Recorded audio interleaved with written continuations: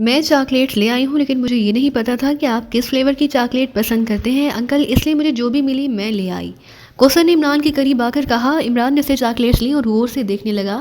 یہ ساری تو بچوں کے کھانے والی چاکلیٹس ہیں، ان میں سے تو ایک بھی ایسی نہیں جو میرے مطلب کا ہے اور میں کھا سکوں۔ عمران نے کہا، ارے کیا بڑوں کے کھانے والی الگ چاکلیٹس ہوتی ہیں؟ کوثر نے حیرت بھرے لہجے میں کہا، ہاں، ان میں کوئی فلیور نہیں ہوتا، صرف چاکلیٹ ہوتی ہے۔ اگر میں نے یہ چاکلیٹ کھائی تو پتہ نہیں اس کا ذائقہ کیسا ہو۔ اچھا چلو ایک کام کرو، یہ سب چاکلیٹ تم کھاؤ اور مجھے بتاؤ کہ ان میں سے کس چاکلیٹ کا ذائقہ اچھا ہے، پھر میں تم سے وہی چاکلیٹ لوں گا۔ اب بڑوں والی چاکلیٹ یہاں نہیں ملتی تو پھر بھی اس چاکلیٹ سے کام چلا لوں گا جو ان میں سے اچھی ہوگی، عمران نے کہا تو کوثر کی آنکھیں چمک اٹھیں۔ اگر میں نے یہ چاکلیٹ کھا لی تو چاکلیٹ لانے کے لیے آپ کو پھر سے پیسے دینے پڑیں گے۔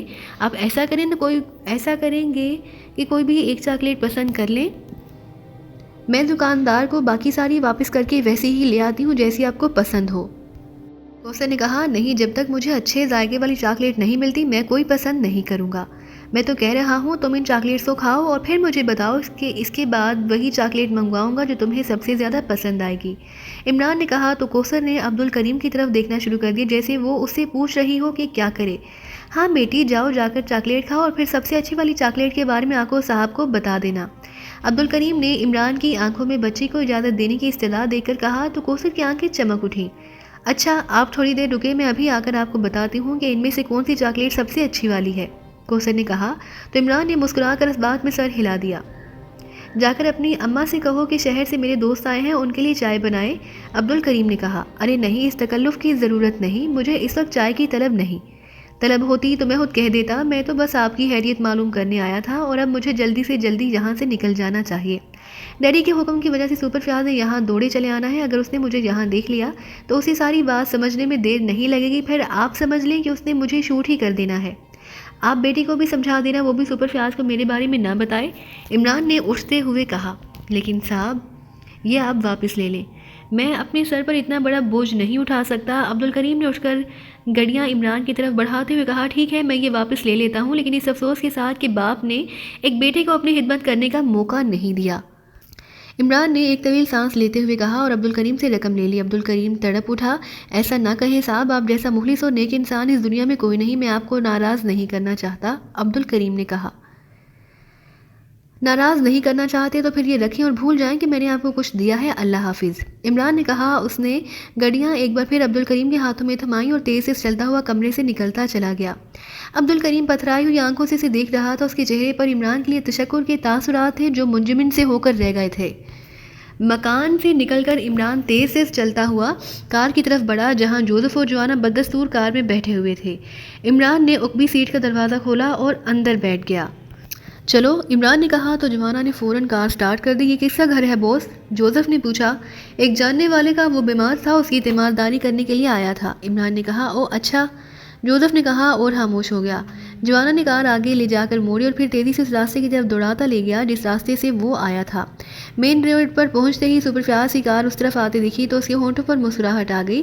سپر فیاض کو عمران نے سر عبدالرحمن کی حیثیت سے وہ کام کرنے کو کہہ دیا تھا جسے کرنا سپر فیاض جیسے انسانوں کے لیے انتہائی کربناک تھا، لیکن حکم حاکم مرگ مفاجات کے مطابق ظاہر ہے کہ اسے سر عبدالرحمن کی بات ماننی ہی پڑی، اس لیے وہ بیمار ہونے کے باوجود عبدالکریم اور اس کی فیملی کو لینے پہنچ گیا۔ سپر فیاض کی کار نزدیک آتے دیکھ کر عمران نے منہ دوسری طرف کر لیا اور سپر فیاض کی کار تیزی سے اس کی کار کے قریب سے گزرتی چلی گئی۔ یہ تو سپر فیاض تھا، جوزف نے کہا۔ ہاں، عمران نے کہا۔ اسی لمحے ایک اور کار ان کے قریب سے گزری، اس کار کی سیٹ پر ڈرائیور کے ساتھ ایک نوجوان بیٹھا ہوا تھا۔ اس نوجوان کو دیکھ کر عمران چونک پڑا۔ نوجوان مقامی تھا، اس کا چہرہ صفا چڑھ تھا، وہ گنجا تھا، اس کی لمبی ناک اور تھوڑی سے نیچے سے ہتھوڑے جیسی دکھائی دے رہی تھی۔ اس نوجوان کو دیکھ کر عمران کو ایسا لگا جیسے وہ اس شخص کو جانتا ہو۔ عمران سوچ میں پڑ گیا کہ وہ اس شخص کو کیسے جانتا ہے، شکل و صورت سے نوجوان بدماش ٹائپ معلوم ہو رہا تھا۔ کیا ہوا بوس، کون تھا وہ؟ جوزف نے پوچھا۔ اس نے شاید عمران کو اس نوجوان کو دیکھ کر چونکتے دیکھا تھا، پتہ نہیں، وہ شناسا سا معلوم ہوتا ہے، کون ہے یاد نہیں آ رہا، عمران نے جواب دیا۔ میں نے آپ کو چونکتے دیکھ کر بیک ویو مرر میں اس کی کار کا نمبر نوٹ کر لیا ہے، وہ سرخ رنگ کی ڈالٹن کار ہے جو حال ہی میں پاکیشہ میں لانچ ہوئی ہے، جوزف نے جواب دیا تو عمران نے اسبات میں سر ہلا دیا۔ کچھ دیر وہ اس آدمی کے بارے میں سوچتا رہا، لیکن جب اس آدمی کا نام اس کے ذہن میں نہ آیا تو اسے سر جھٹکا اور اپنا سر سیٹ کی پشت سے لگا کر آنکھیں موند لی۔ کار تیزی سے دوڑتی رہی اور جب شہر میں داخل ہوئی تو جوانا نے کار کی رفتار کم کر دی۔ ہم شہر میں واپس آ چکے ہیں ماسٹر، اب کہاں جانا ہے؟ جوانا نے عمران سے مخاطب ہو کر کہا۔ ہاں ٹھیک ہے، مجھے دانش منزل چھوڑ دو، پھر تم دونوں واپس چلے جانا، عمران نے آنکھیں کھولتے ہوئے کہا۔ اوکے ماسٹر، جوانا نے کہا۔ پھر اس نے کار اس راستے کی جانب موڑ لی جس جانب منزل تھی، دانش منزل تھی۔ دانش منزل کے گیٹ پر جوانا نے کار لے جا کر روکی تو عمران کار سے نکل آیا۔ اوکے، اب تم شریف بچوں کی طرح جاؤ، راستے میں لڑنا نہیں، ہو سکے تو ایک دوسرے کو آئس کریم لے کر کھلا دینا، عمران نے کہا۔ تو جوزف اور جوانا ہنس پڑے۔ جوانا نے کار موڑی اور واپس روانہ ہو گیا۔ عمران اطمینان بھرے انداز میں دانش منزل کے گیٹ کی جانب بڑھ گیا۔ فون کی گھنٹی بج پڑی تو بڑی سی میز کے پیچھے بیٹھا ہوا لمبا تڑنگا اور مضبوط جسم کا مالک نوجوان چونک پڑا۔ اس نے ہاتھ بڑھا کر فون ریسیو کر لیا۔ ڈیگر بول رہا ہوں، اس نے انتہائی کرخت لہجے میں کہا۔ مارس بول رہا ہوں باس، دوسری طرف سے ایک مردانہ آواز سنائی دی۔ یس، کیوں فون کیا ہے؟ نوجوان نے کہا جس نے اپنا نام ڈیگر بتایا تھا۔ کام ہو گیا ہے باس، ہم نے S6 سے 09 فائل حاصل کر لی ہے، دوسری طرف سے مارس نے جواب دیا تو ڈیگر یکلہ اچھل پڑا۔ ویری گڈ، کیسے ملی فائل اور تم S6 تک پہنچے کیسے؟ ڈیگر نے مسرت بھرے لہجے میں پوچھا۔ لمبی تفصیل ہے باس، آپ کہیں تو آپ کے پاس آ جاؤں، مارس نے کہا۔ پہلے یہ بتاؤ کہ فائل کہاں ہے؟ میرے پاس محفوظ ہے۔ تم کہاں ہو اس وقت؟ میں اسپیشل پوائنٹ پر پہنچ چکا ہوں باس، اور وہیں سے آپ کو سیٹلائٹ فون سے کال کر رہا ہوں، مارس نے جواب دیا۔ ویل ڈن، پھر تم وہیں رکو، میں تمہارے پاس آ رہا ہوں، ڈیگر نے کہا۔ اوکے باس، مارس نے کہا، اور ڈیگر نے فون کریڈل پر ہاتھ مار کر ٹون کلیئر کی اور تیزی سے نمبر پریس کرنے لگا۔ ہارڈی بول رہا ہوں، رابطہ ملتے ہی ایک بھاری اور کرہت آواز سنائی دی۔ ڈیگر بول رہا ہوں، ڈیگر نے اس سے زیادہ کرہت اور سرد لہجے میں کہا۔ یس باس، میرے لیے کیا حکم ہے؟ ڈیگر کی آواز سن کر ہارڈی نے انتہائی مودبانہ لہجے میں کہا۔ مجھے ابھی مارس کا فون آیا تھا، اس نے مجھے بتایا ہے کہ اس نے S6 سے 09 فائل حاصل کر لی ہے، کیا تم یہ بات جانتے ہو؟ ڈیگر نے پوچھا۔ یس باس، آپ سے پہلے مجھے مارس نے یہ سب کچھ بتا دیا تھا، میں نے اسے کہا کہ میں باس کو کال کر کے بتا دیتا ہوں، لیکن وہ یہ خوشخبری آپ کو خود دینا چاہتا تھا، اس لیے اس نے مجھے کال کرنے سے منع کر دیا۔ بھارڈی نے کہا، تمہارا مطلب ہے کہ اس نے تمہیں تفصیل بتا دی ہے کہ وہ S6 تک کیسے پہنچا، اس نے اس سے فائل کیسے حاصل کی؟ یس باس، اس نے ساری تفصیل بتائی تھی مجھے، ہارڈی نے کہا۔ اوکے، پھر تم ایک کام کرو۔ یس باس، حکم کریں۔ مارس اس وقت فائل سمیت اسپیشل پوائنٹ پر موجود ہے، تم وہاں جا کر اس سے فائل حاصل کرو اور اسے ہلاک کر دو، پھر فائل لے کر میرے پاس آ جاؤ، میں تمہارا انتظار کر رہا ہوں۔ یس باس، آپ کے حکم کی تعمیل ہوگی، ہارڈی نے بغیر کسی تعامل کے جواب دیتے ہوئے کہا۔ مارس کی لاش کسی کو نہیں ملنی چاہیے، سمجھے تم؟ ڈیگر نے کہا۔ یس باس، نہیں ملے گی، میں اسے ہلاک کر کے اس کی لاش برقی بھٹی میں جلا کر بھسم کر دوں گا، ہارڈی نے شفاف لہجے میں جواب دیتے ہوئے کہا۔ اوکے، کتنی دیر میں تم میرے پاس پہنچ جاؤ گے؟ ڈیگر نے پوچھا۔ اسپیشل پوائنٹ پہنچنے اور کام کرنے میں وقت لگ جائے گا، واپسی پر بھی 1 گھنٹہ تو لگ ہی جاتا ہے، اس لیے میں آپ کے پاس 2 یا 2.5 گھنٹوں میں پہنچ جاؤں گا، ہارڈی نے کہا۔ 2 یا 2.5 گھنٹے؟ ایک بات کرو، ڈیگر نے سخت لہجے میں کہا۔ 2.5 گھنٹے باس، ہارڈی نے کہا۔ اوکے، ڈیگر نے کہا، اور ساتھ ہی اس نے ریسیور کیڈل پر ڈال دیا، پھر اس نے کچھ سوچ کر دوبارہ ریسیور اٹھایا اور تیزی سے نمبر پریس کرنے لگا۔ ڈیزی کلب، رابطہ ملتے ہی ایک نسوانی آواز سنائی دی۔ فاسٹ کلب سے ڈیگر بول رہا ہوں، میری ہارٹ سے بات کراؤ فوراً، ڈیگر نے انتہائی کرخت لہجے میں کہا۔ اوکے، 1 منٹ ہولڈ کریں پلیز، لڑکی نے کہا۔ ہارج بول رہا ہوں، چند لمحوں بعد ایک گراہٹ بھری آواز سنائی دی۔ ڈیگر بول رہا ہوں، ڈیگر نے کرخت لہجے میں کہا۔ او بولو، کیا بات ہے، کیوں فون کیا ہے؟ دوسری طرف سے ہارج نے بھی کرخت لہجے میں کہا۔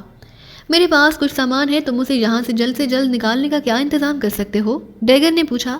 تم کتنے وقت میں نکالنا چاہتے ہو؟ زیادہ سے زیادہ 4 گھنٹوں میں۔ وزن کتنا ہے سامان کا؟ 1 بریف کیس ہے، اس کا کتنا وزن ہو سکتا ہے؟ زیادہ سے زیادہ 5 کلو۔ صرف 1 بریف کیس؟ ہارج نے جیسے برا سا منہ بنا کر کہا۔ ہاں، صرف 1۔ ٹھیک ہے، نکل جائے گا، معاوضہ بتاؤ، کس راستے سے نکالنا ہے، سپر وے سے یا اسپیشل وے سے؟ اسپیشل وے سے۔ گڈ، اس کا مطلب ہے کہ بریف کیس اہم ہے، ہارج نے کہا۔ اہم نہ ہوتا تو میں تم سے بات کیوں کرتا، نان سینس، ڈیگر نے گرا کر کہا تو ہارج بے اختیار ہنس پڑا۔ ہنسو مت اور معاوضہ بتاؤ مجھے، بریف کیس اہم ہے اور اسے نکالنا بھی اسپیشل وے سے ہے، تو پھر چارج بھی ظاہر ہے اسپیشل ہوں گے۔ تم انتہائی خودغرض اور کمینے اور لالچی انسان ہو۔ یہ سب تو میں ہوں، مجھے بتانے کی کیا ضرورت ہے، ہارج نے ڈھٹائی سے کہا۔ اب منہ بھی پھاڑو، کتنا معاوضہ چاہیے تمہیں؟ پہلے بتاؤ کہ بریف کیس میں کیا ہے؟ ڈرگز کے سوا کیا ہو سکتا ہے؟ نان سینس، اس میں 4 سے 5 کلو ڈرگز ہیں، جس کی مجھے جلد سے جلد اور ہر حال میں آج ہی سپلائی کرنی ہے۔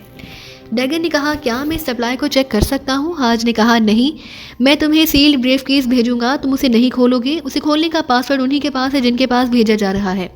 اگر بریف کیس میں خطرناک مواد ہوا تو پھر اس کی ساری ذمہ داری میری ہے، اسی لیے تو میں نے تم سے معاوضہ پوچھ لیا ہے۔ اسے بلائنڈ ڈیلیوری سمجھو اور اپنا منہ کھولو، سمجھو؟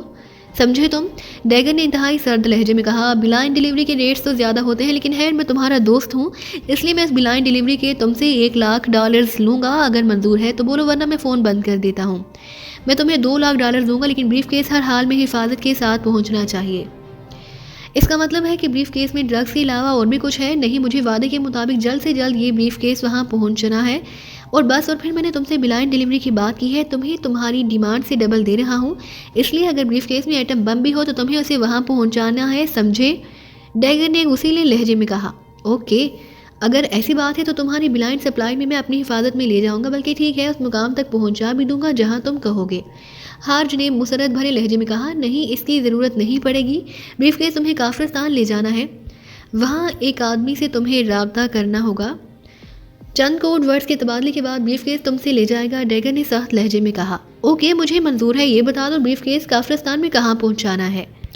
میں تمہیں اپنا نمبر بتا دیتا ہوں، جب تم کافرستان پہنچ جاؤ تو تم مجھے بتا دینا، میں اسی وقت اپنا آدمی تمہارے پاس بھیج دوں گا. وہ آدمی کون ہے اور کوڈز کیا ہیں اس کی تفصیلات میں تمہیں کافرستان پہنچنے کے بعد بتاؤں گا. ڈیگر نے کہا.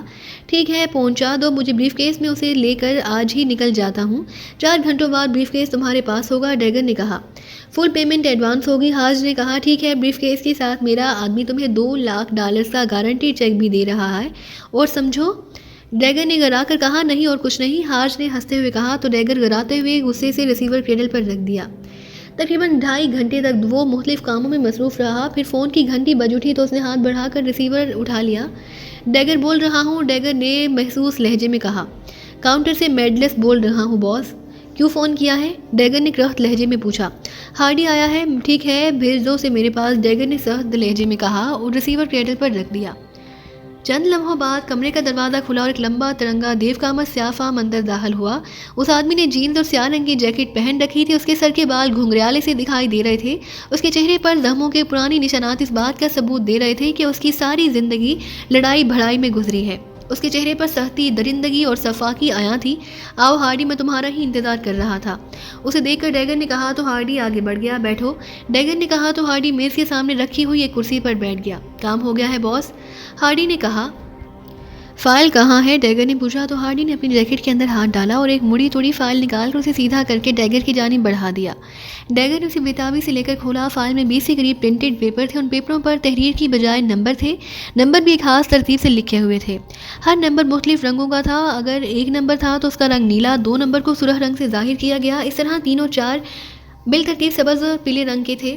یہ تو کلرک نمبر کوڈ معلوم ہوتا ہے، ڈیگر نے حیرت بھرے لہجے میں کہا. یس باس، یہی فائل ملی ہے مجھے مارچ سے، ہارڈی نے جواب دیا. اس کی لاش غائب کر دی. یس باس، میں نے اسے جاتے ہی گولی مار کر ہلاک کر دیا. پھر میں نے اس کی لاش کے ٹکڑے کیے اور پھر انہیں ایک جگہ جمع کر کے ان پر پیٹرول ڈال کر آگ لگا دی. جب لاش جل کر راکھ ہو گئی تو میں نے راکھ اکٹھی کر کے اسے گٹر میں بہا دیا. ہارڈی نے ایسے لہجے میں کہا جیسے وہ کسی وائلنٹ فلم کی کہانی بتا رہا ہو. ویلڈن، اب بتاؤ کہ مارش S6 تک پہنچا کیسے اور اس نے اسے فائل کیسے حاصل کی؟ پاکستان کے ٹاپ 0 میزائل کا موجد ڈاکٹر احسان اللہ تھا. آپ کے حکم پر مجھے سمیت مارس اور دیگر افراد اسے تلاش کر رہے تھے. مارس کا دنیا بھر معلومات رکھنے والی تنظیم ورلڈ کلاس آرگنائزیشن سے تعلق تھا اور اس کا کوئی دوست وہاں کام کرتا تھا. اس نے اپنے دوست سے رابطہ کیا، اس سے معلومات حاصل کرنا چاہی، لیکن ورلڈ کلاس آرگنائزیشن سے بھی اسے حتمی معلومات نہ مل سکیں. البتہ اسے یہ ضرور پتہ چل گیا کہ ڈاکٹر احسان اللہ کی ایک بیٹی ہے جو ایکریمیا کی ایک یونیورسٹی میں پڑھتی ہے. ڈاکٹر احسان اللہ کی بیٹی کا نام پرنسس شہلا تھا جو ایکریمیا میں سائنس میں ڈاکٹریٹ کی تعلیم حاصل کر رہی ہے. جس یونیورسٹی میں پرنسس شہلا ہے اسی یونیورسٹی میں مارس کا بھانجا بھی زیر تعلیم ہے، اور یہ بھی اتفاق ہی تھا کہ دونوں ایک ہی کلاس میں تھے. مارس نے اپنے بھانجے کے ذریعے پرنسس شہلا کو ہاتھ میں لینے اور اسے ذریعہ بنانے کا فیصلہ کر لیا. ان معاملات میں مارس کا بھانجا ریچرڈ ضرورت سے زیادہ ہی چالاک تھا. اس نے چند ہی دنوں میں پرنسس شہلا کو اپنا گرویدہ بنا لیا اور پھر باتوں ہی باتوں میں اس نے پرنسس شہلا سے وہ تمام معلومات حاصل کر لی جو مارس اس سے حاصل کرانا چاہتا تھا. اسے یہ بھی معلوم ہو گیا کہ ڈاکٹر احسان اللہ کہاں رہتا ہے. اس کی اطلاع کے مطابق وہ کسی لیبارٹری میں کام نہیں کرتا بلکہ اس نے اپنی ذاتی لیبارٹری بنائی ہوئی تھی جو اس کی رہائش گاہ کے تہہ خانے میں تھی. ڈاکٹر احسان اللہ کو پاکستان میں میزائل ایکسپرٹ کہا جاتا ہے. اب تک پاکستان میں اعلیٰ درجے کی تیز رفتار اور تباہ کن جتنے بھی میزائل بنائے گئے ہیں وہ ڈاکٹر احسان اللہ کی تھیوری اور ریسرچ کا نتیجہ ہیں. ڈاکٹر احسان اللہ ایک ایسا میزائل بنانے کی کوشش کر رہا تھا جو اب تک بنائی گئی دنیا کی تمام میزائلوں سے زیادہ تیز طاقتور ہو اور 101% اپنے ٹارگٹ کو ہٹ کرتا ہو. اس کے راستے میں جو بھی رکاوٹ آئے اسے ختم کرتا ہوا وہ اپنے ٹارگٹ پر پہنچ جائے اور اپنے ساتھ زیادہ سے زیادہ وار ہیڈ لے جانے کی صلاحیت رکھتا ہو۔ اس فارمولے پر وہ اپنے اسسٹنٹ کے ساتھ دن رات کام کرتا رہا اور آخرکار اس نے فارمولہ مکمل کر لیا۔ اس کے فارمولے سے پاکستان بے حد خوش تھا۔ پاکستان نے ڈاکٹر احسان اللہ کو دنیا کے سب سے تیز رفتار اور طاقتور میزائل بنانے پر پرائڈ آف پرفارمنس پیش کیا اور ساتھ ہی اسے یہ اختیار بھی دے دیا کہ وہ اس میزائل کو بنانے کے تمام انتظامات بھی خود کرے اور جس قدر جلد ممکن ہو سکے ان میزائلوں کی پروڈکشن شروع کر دے، جس پر ڈاکٹر احسان اللہ نے حامی بھر لی۔ جب مارس کو اس کی رہائش گاہ کا علم ہوا تو وہ اکیلا ہی وہاں چلا گیا۔ اس نے ڈاکٹر احسان اللہ کی رہائش گاہ کی چند روز تک نگرانی کی اور پھر اس نے ایک گارڈ کی جگہ لی اور اس رہائش گاہ میں داخل ہونے میں کامیاب ہو گیا۔ رہائش گاہ میں داخل ہو کر اس نے ہر طرف بے ہوش کر دینے والی گیس فائر کی اور پھر اس نے وہاں موجود تمام افراد کو ہلاک کیا اور لیبارٹری میں پہنچ گیا۔ لیبارٹری میں جا کر اس نے تمام افراد کو ہلاک کیا اور ڈاکٹر احسان کو لاش میں لا کر اس پر زبردست تشدد کر کے اس سے فائل حاصل کر لی۔ ہارڈی نے تفصیل بتاتے ہوئے کہا، ویل ڈن، اس کا مطلب ہے کہ مارس نے خاصی محنت کی تھی۔ یس باس، آپ نے ہم سب کو ڈاکٹر احسان اللہ کی تلاش اور اس سے فارمولے کی فائل حاصل کرنے کا ٹاسک دیا اور ساتھ ہی آپ نے یہ بھی اعلان کر دیا کہ ہم میں سے جو بھی یہ ٹاسک پورا کرے گا آپ اسے 1 کروڑ روپیہ سے انعام دیں گے تاکہ ہم سب اس انعام کے لیے پوری تندی سے ڈاکٹر احسان کو تلاش کر سکیں۔ سب سے زیادہ رقم کی ضرورت مارس کو تھی۔ وہ جوا کھیلنے کا عادی تھا اور سعادت نے اسے بلیک کلب کا مقروض کر دیا۔ وہ 3 سے 40 لاکھ کا مقروض تھا۔ بلیک کلب کے بدماشوں نے اس کی زندگی دشوار کر رکھی تھی۔ وہ چاہتا تھا کہ وہ جلد سے جلد ڈاکٹر احسان اللہ کو تلاش کرے، اس سے فارمولہ حاصل کرے اور آپ سے انعام کی رقم لے کر بلیک کلب کا قرض اتار کر باقی رقم عیاشی کر سکے۔ اسی لیے اس نے دن رات کام کیا اور اس نے اس کام کو پورا کرنے کے لیے ہر طرف ہاتھ پاؤں مارے تھے، جس کے نتیجے میں اسے کامیابی ملی۔ مجھے خوشی ہے کہ انعام کی لالچ میں ہی سکی، لیکن مارس نے وہ کام کر دکھایا جو میرے خیال میں اس کے لیے ناممکن تھا۔ وہ بے تحاشا شراب پینے والا جواری اور عیاش آدمی تھا جسے میں نے مجبوری میں رکھا ہوا تھا۔ ڈیگر نے کہا، یس باس۔ ہارڈی نے بغیر کسی رد عمل کے کہا، اوکے اب تم جاؤ، چونکہ یہ فائل میں نے تم سے لی ہے اس لیے میری نظر میں میرا دیا ہوا ٹاسک مارس نے نہیں تم نے پورا کیا ہے، اس لیے اس انعام کے بھی حقدار تم ہی ہو۔ جلد ہی تمہارے اکاؤنٹ میں 1 کروڑ جمع کرا دیے جائیں گے۔ ڈیگر نے کہا تو ہارڈی کی آنکھیں چمک اٹھی۔ Oh thank you boss, really thank you. میں سمجھ رہا تھا کہ آپ نے مارس کو اسی لیے ہلاک کرایا تاکہ اسے 1 کروڑ انعام نہ دینا پڑے، لیکن آپ نے وہ انعام مجھے دے کر یہ ثابت کر دیا کہ آپ کسی ساتھی کا حق نہیں مارتے۔ ہاں، میں کسی ساتھی کا حق نہیں مارتا۔ مارس کو ہلاک کرنے کی وجہ سیکیورٹی رسک ہے۔ میں نہیں چاہتا کہ کوئی اس تک پہنچے پھر اس کے ذریعے مجھ تک۔ کیونکہ مارس نے یہ ساری کارروائی خود کی تھی اس لیے یقین سے نہیں کہا جا سکتا کہ اس نے اپنے پیچھے کوئی کلیو نہ چھوڑا ہو۔ پاکستانی ایجنسیاں اس کے پیچھے پڑ جاتی اور اس تک پہنچ جاتی تو ایک مارس کی وجہ سے ہمارا گریٹ سنڈیکیٹ خطرے میں آ سکتا تھا۔ ڈیگر نے انتہائی خشک لہجے میں کہا، یس بوس، اس پہلو پر تو میں نے سوچا ہی نہیں۔ ہارڈی نے ہونٹ چباتے ہوئے کہا، میں گریٹ سنڈیکیٹ کا بوس ہوں؟ نان سینس، تم مجھ سے زیادہ ذہین ہوتی تو اس وقت کرسی کے اس طرف تم اور تمہاری کرسی میں میں بیٹھا ہوتا۔ Yes boss, I am sorry, really very sorry. اب جاؤ اور بھول جاؤ کہ تم نے مارس کو ہلاک کیا اور اس سے مجھے کوئی فائل لا کر دی ہے۔ ڈیگر نے کراہت لہجے میں کہا، یس باس، ہارڈی نے کہا اور اٹھ کر کھڑا ہو گیا۔ اس نے ڈیگر کو محسوس انداز میں سلام کیا اور پھر وہ تیز تیز چلتا ہوا بیرونی دروازے کی طرف بڑھتا چلا گیا۔ ہارڈی جیسے ہی کمرے سے باہر نکلا، ڈیگر نے فوراً ریسیور اٹھایا اور تیزی سے نمبر پریس کرنے لگا۔ مالکم بول رہا ہوں۔ رابطہ قائم ہوتے ہی ایک آواز سنائی دی، ڈیگر بول رہا ہوں۔ ڈیگر نے کراہت اور انتہائی سخت لہجے میں کہا، یس باس، میرے لیے کیا حکم ہے؟ ہارڈی ابھی میرے آفس سے نکلا ہے، وہ جیسے ہی ہمارے سے باہر جائے اس کا خاتمہ کر دو۔ ڈیگر نے کہا، او یس باس، جیسا آپ کا حکم، مالکم نے مودبانہ لہجے میں کہا۔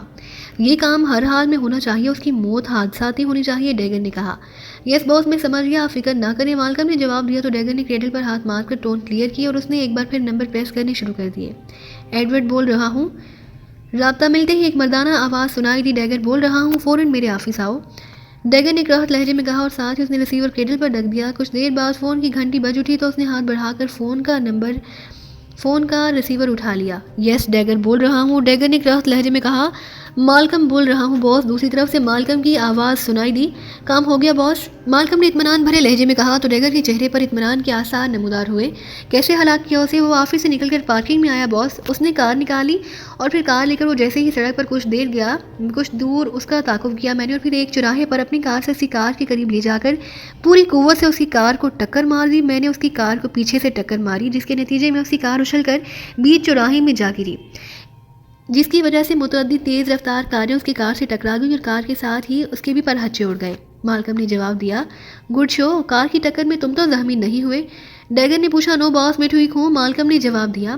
جس کار سے تم نے ہارڈی کی کار اڑائی تھی وہ کس کی تھی؟ ڈیگن نے پوچھا۔ چوری کی تھی باس، جسے میں نے وہیں چھوڑ دیا اور وہاں جمع ہونے والی رش کا فائدہ اٹھا کر فوراً وہاں سے نکل آیا، مالکم نے کہا۔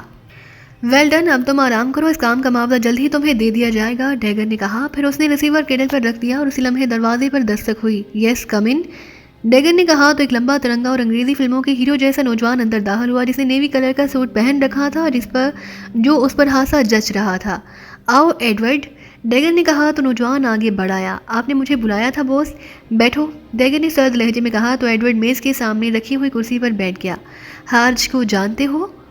ڈیگن نے اس کی طرف غور سے دیکھتے ہوئے کہا۔ ہارج، وہ ڈیزی کلب کا مالک؟ ایڈورڈ نے چونکتے لہجے میں کہا۔ ہاں، ڈیگن نے کہا۔ یس باس، میں جانتا ہوں، اسے انتہائی کینہ پرور، بد دماغ اور بدفطرت انسان ہے وہ۔